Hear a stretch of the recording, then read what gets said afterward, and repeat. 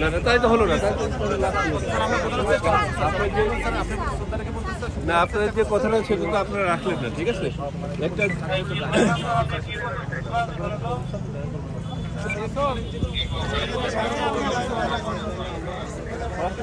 আজকে নাই, আমি তো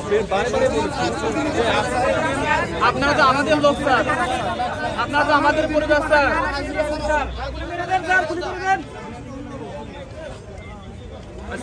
গুলি করে দেন, আমাদের আইজিবি স্যার সাথে কথা বলাই দেন।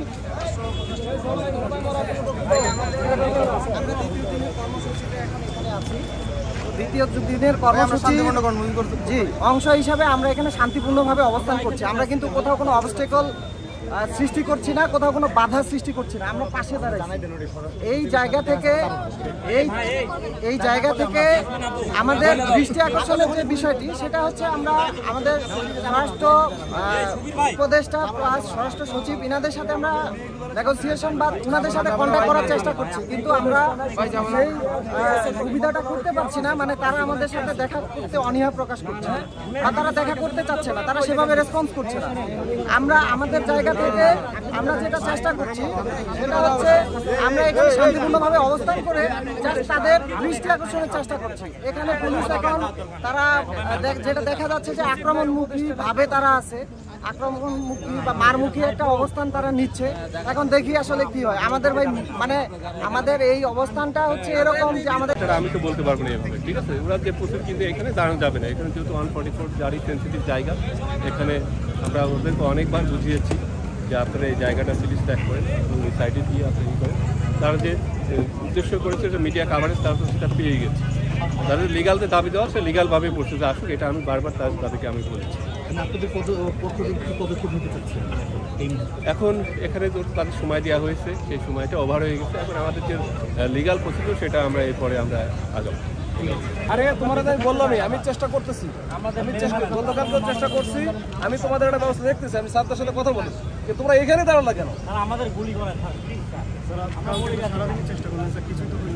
আমাদের যে অবস্থা স্যার, আমরা বিশ্বাস চাই না, আমাদের গুলি করে না।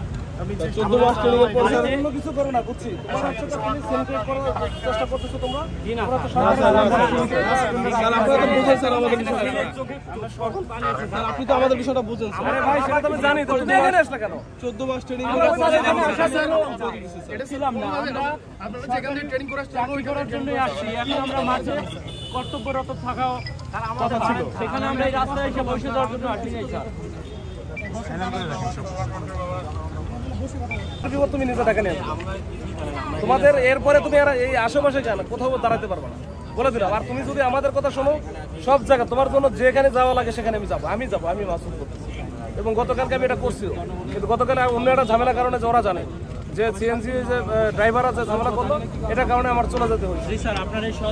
কিন্তু তোমরা আজকে যারা করলো এটা ঠিক করো নাই, আজকে যেটা করছো এটা ঠিক করো না। তোমরা সাথে ওইখানে আমি নিজে যাবো, যাইতাম স্যার। এখানে আমি একা না স্যার, এখানে সবাই শান্তিপূর্ণভাবে বসছো। এখানে কি শান্তিপূর্ণ বসার জায়গা?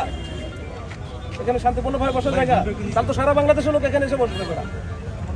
আমাদের মতো বৈষম্য শিকার স্যার কেউ হয় নাই, সারা বাংলাদেশের মানুষ আসবে না স্যার। এটা তো সরকারি সিদ্ধান্ত, এটার ব্যাপারে আমি কিছু বলতে পারবো না। কিন্তু ঘটনা তোমাদের জন্য তো আমরা চেষ্টা করে যাচ্ছি যে যোগাযোগ করে দেওয়ার জন্য। তো এইটা সরকারের সিদ্ধান্তের বিষয়, তো আমার কিছু বলার সরকারি সিদ্ধান্ত না স্যার, এটা আমাদের শৃঙ্খলা ভঙ্গের জন্য সাবেক আমাদের বর্তমান প্রিন্সিপাল স্যার আমাদের অবহিত দিয়েছেন। সেটাই তারা তো এটা আমাদের এখন আমরা জানতে চাচ্ছি আমাদের শৃঙ্খলা ভঙ্গটাকে আমাদের কোনো জাস্টিফাই না করে একদিনের নোটিশে 3 দিনের কারণ দর্শার নোটিশ থাকলে একদিন আমরা বলতে পারবো, এটা জানার জন্য আসছি স্যার। এখানে কারো বলার সুযোগ আছে, এটা জানার জন্য এখানে তো বলবে এটা জানার জন্য আমরা এটা জানা যায়। আমরা সরকারের বিরুদ্ধে কোনো কিছু না আমাদের ভাই। এখানে কি আমরা বলতে পারবো এটা? আমরা স্যার আমাদের কাছে জানতে চাচ্ছি না স্যার, আমরা জানতে চাচ্ছি আমাদের অভিযোগের কাছ থেকে কি কারণে তোমার নোটিশ দিচ্ছে, এটা কি আমরা জানবো? আপনাদের কাছে আমরা জানতেও চাচ্ছি না। তাহলে তুমি এখানে কেন সেটা বলো আমার কাছে। আমরা আমাদের অভিভাবকের কাছে আসছি, আমাদের অভিভাবক যদি এসে আমাদের যদি কিছু একটা বলেন আমরা অবশ্যই এখানে তো জানো যে আজকে হচ্ছে মাননীয় স্বরাষ্ট্র উপদেষ্টা নাই, তারপরে তাহলে আমরা জানি না স্যার। আমরা স্বরাষ্ট্র উপদেষ্টা আমাদের এখানে তোমরা এখানে থাকতে কি বলা যায় কথা বলো।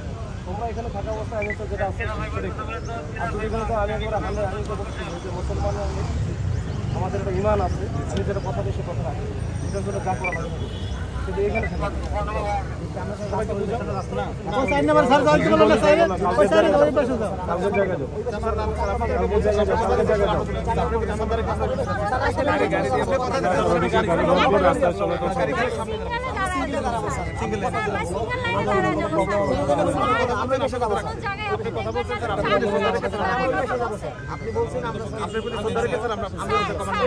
গাড়ি তো আচ্ছা শোনো, তোমরা একটা কাজ করো, ওইখানে যে ফুটপাথটা আছে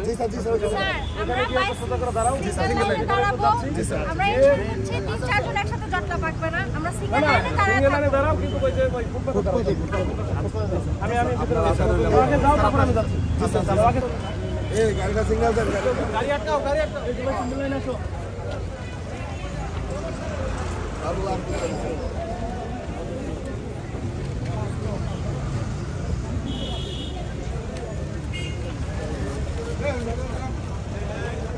মোটরসাইকেল থাকেন।